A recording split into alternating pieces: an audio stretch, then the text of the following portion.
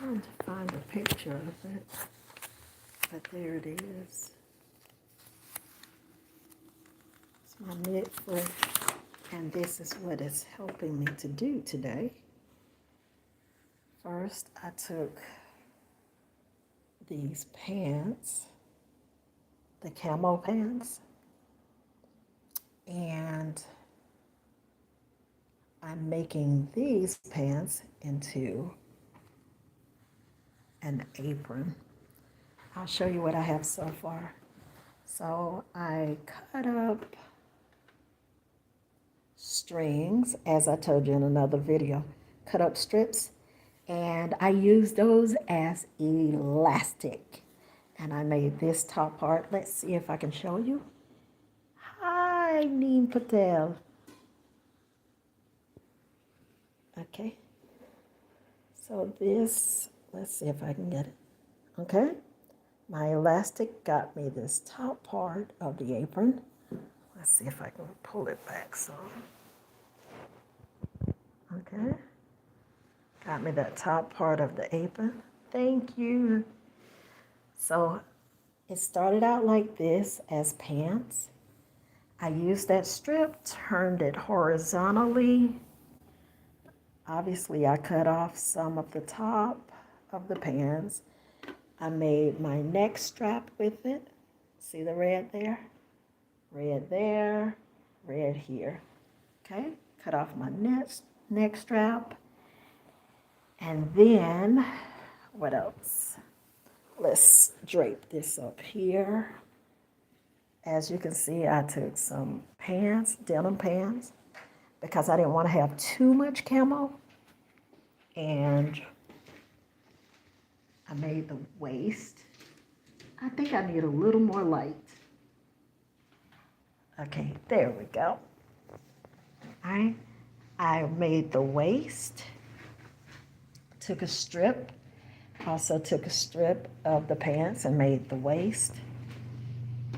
Okay, and I have to finish, actually, I don't know how much sewing I'll do tomorrow, but I have to finish this, and all of this was made possible because these are knit pants, stretchy, very stretchy.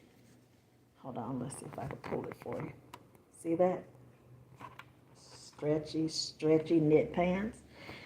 And I used my knit footer, as you can see. It's loose. The screw is tight, but apparently it's made like this. It's loose. This was my first time changing my footer. Okay. Okay, and muslin. Okay. You see this? All right. So this was my first time changing my footer, and I got this presser foot from my list of sewing presser feet. Okay. And there's 45 different feet, presser feet in this box, but I got this one. And I was a little skeptical at first because this is my first time using it, but it went right behind the screw for the needle, and it snapped on really, really good. So that's what I'm using. Yeah. And my machine did not mess up the fabric, as you can see. I'll go back with my top stitch, to give it a nice finishing, but yeah, it did not mess up the fabric. I was able to gather the top, give it a little bit of a different look. Okay, I'm not done yet, but I just wanted to come on to show you all that I had gotten started on another project. And the sewing colors are mixed this time. We have denim blue And also we have camo. Yep, camo and red. So this is what I'm working on. Hold on, let's see. Yeah.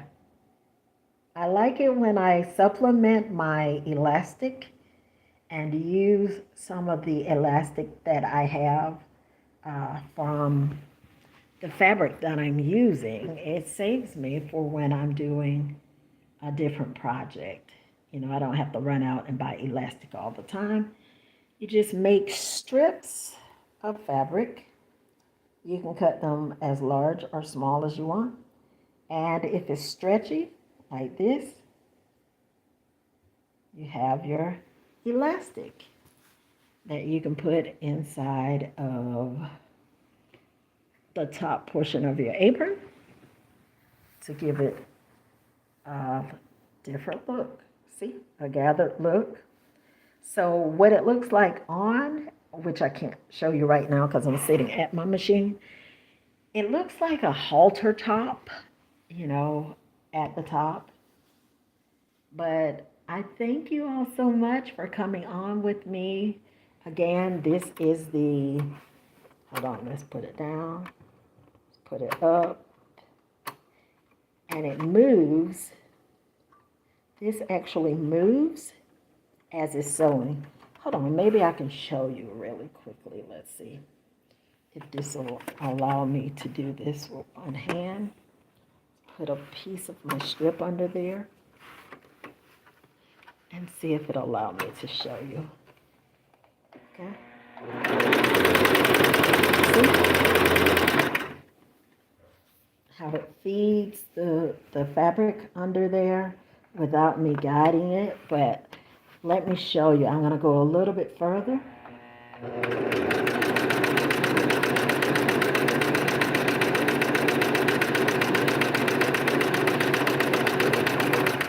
Let's go back a little bit. And then let's take it out and see how it looks. Because the purpose of this is to keep the integrity of your fabric. You see that? I didn't even hold it to guide it much. I just lifted it up like this. And it did. It did not gather. It kept the integrity of the fabric. And that's why you use a knit foot like this. All right. Am I a theme park fan?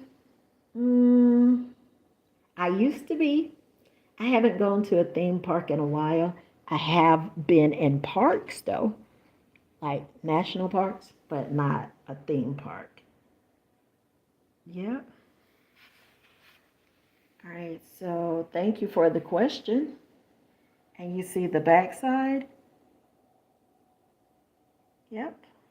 The setting, the tension, thread tension on a knit foot, I put it at 1.5 for the bobbin tension, and the stitch length, I made it, let's see, at 2. So you can go from 1.5 to 2.5 on your stitch length, and I chose 2, and this is what it did. I really like that. I really like that I don't have to fight with the machine to keep the integrity of my thread. Okay. So again, I thank you all for coming on to see what I'm doing. If you are just getting on, you can go back from the beginning. I just showed you the difference in the pant leg that I started with versus the apron that I'm making. And I should be done with this. I'm going to put ruffles around it. That's my favorite thing to do with an apron. So I should be done with this probably tonight. And I will make a video, a short video, just to show you what I came up with. And let me know what you guys are working on as well, okay? I love it when you comment. Thank you, Neem, or Naeem. Thank you, Naeem, for commenting. And thank you all for coming on to look at what we're doing. This particular video shared the presser foot and a demonstration of what it does to maintain the integrity of your fabric. As you see, I barely held the fabric as I was sewing. Kept a fairly straight line there. It did not snag the fabric. It actually did well. That's the underside, and I'll flip it over to show you. Well, no, that's the top side, and I'll flip it over to show you the underside. See? Now this is the underside. Okay, this is the underside. Actually, I still have it stuck on the sewing machine. All right, that gives a little smoother look. Okay, that's the underside. So this box, oh, let me show you where I got the, see, this is, oh, I just dropped my book. But this is my box of presser feet. These are, let's see if I can pull one out without looking. That's one of my feet. It was, yeah, that's one of my feet. It's actually full. This is the standard presser foot that I took off in order to put the knit foot on, and the knit foot is big. You see it's rocking right there. Yep, so this is the standard, and you use it, I guess, universally speaking, on a lot of fabric. I could have used it on this stretch fabric as well, but during this project, I didn't want any problems, so I changed to the correct foot, and it didn't take, it took less than 1 minute to change it. As long as you have your tool there. I have one screw, so it took less than a minute to change it. Easy peasy. And what it does, if in case you're wondering, for instance, if you don't have like a serger, you can use your standard machine, different feet, and you can get the jobs done. I have a rolled, let's see, a rolled hem footer, an overlocker, all of those things I have in this box. Embroidery, all of that. Let's see if I can lift it up so you all can see. See? I threw a few buttons in there, but don't worry about those. But look at all of those presser feet. I have a total of 45. I tell you what, that's cheaper than having 3 and 4 sewing machines. So they have their place in people's lives. You know, it's easier to take this off in less than a minute rather than having things go wrong with several machines that you have and have to maintenance several machines. So I'm a fan of presser feet. Are you?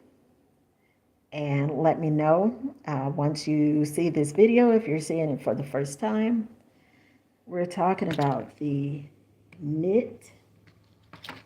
Put this down without dropping them everywhere. We're talking about the knit foot, and that's this one. And it's designed to have that little play in it. I was able to go over big humps on my fabric as I'm making, hold on, the gathers up here. As I was making the gathers, I was able to go over big humps and no unraveling and no tearing things up.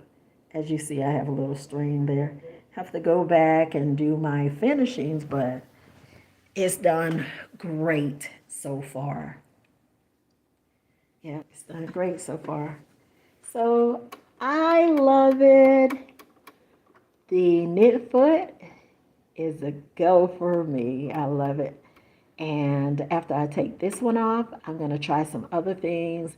The embroidery, I'll bring you along for that by coming back on, going live, not today, a different day. And you can let me know what you think. But again, this is what these feet look like in the box. I have some extra things in there. Let's move this out of the way. Let's see. The knit foot came from here. It's pretty big, fairly big. Came from this empty space. Yeah, but it works perfectly. And what else can I show you while I'm in here? I have the 26 darning right there. I tried to label them. They didn't come labeled, but that's okay. It was fun to look in the book and match the names with the feet. Because some of these feet I was seeing for the first time. So yeah, that's pretty much it. Again, thank you for coming on with me, and let me give you one more demonstration of how this works. First, I'm going to snip this thread a little and snip this a little. Okay, and then let's see if I can give you another little demo. Pull that. Let's go under and clip down. And let's see how this works. Let's go back over. Okay, as you can see, I'm only lifting the fabric. See, I'm only lifting the fabric. It's going straight, no problem. Sweet or savory snack? Savory for me, please.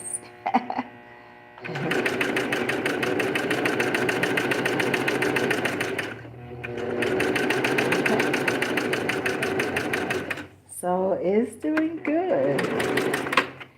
And that's our knit foot. Let's see. Let's roll this forward and take this out. You see how nice and smooth.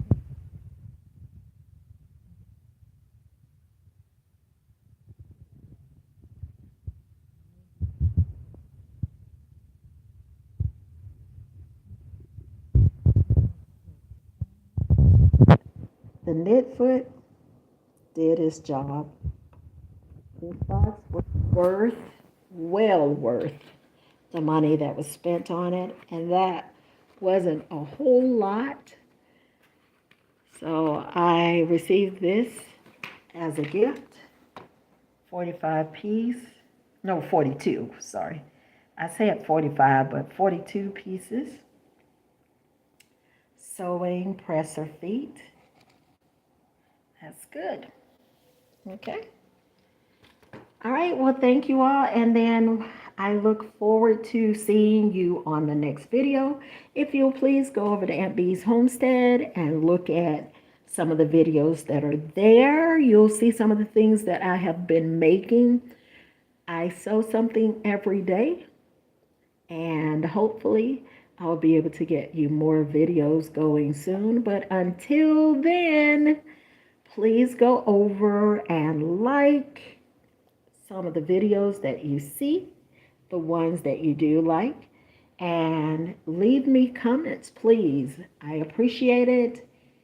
I'm thankful for all of your feedback. Have a great day and a magnificent weekend.